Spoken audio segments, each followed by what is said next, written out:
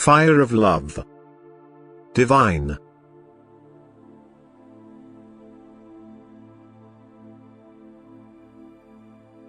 The fire of love is unquenchable once it has taken hold of the heart, for love can touch the human being in many different ways. Love is an eternal fire that ignites without any cause because it is the elemental force that brought everything into being and sustains everything.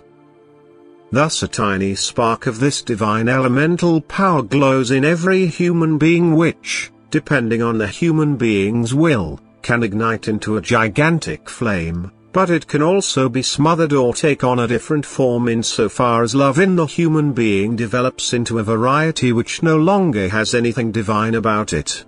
That it becomes self-love, thus it is a spark which only glows but does not strike a flame which consumes what comes close to it with its embers.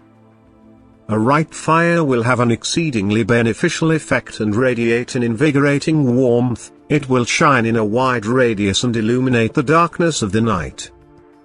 And so right love will also revive every person who is touched by it.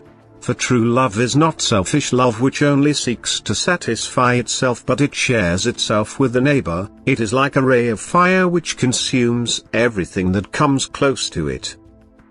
And it cannot be smothered but flares up ever brighter because it is something divine which does not diminish but always increases. Therefore, true love cannot diminish, even if eternities pass by, it remains unchanging, and once it has taken hold of an object it will never ever let go of it.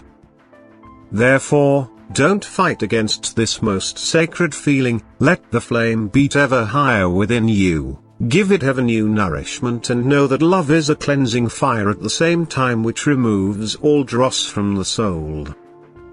The flame of love seeks to unite with eternal love and thus to consume every obstacle which separates it from the eternal fire.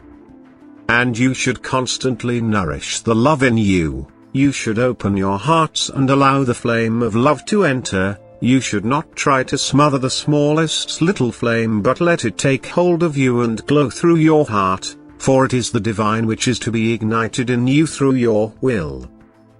But anyone who has love is also close to God, thus you should not fight against this feeling which stamps you as divine beings and which should completely fill you if you want to merge with eternal love. You must become love, only then can the union with God take place, who is eternal love himself. Only then will you have reached the goal, you will have changed into love and thus entered your original state again, as is your destiny.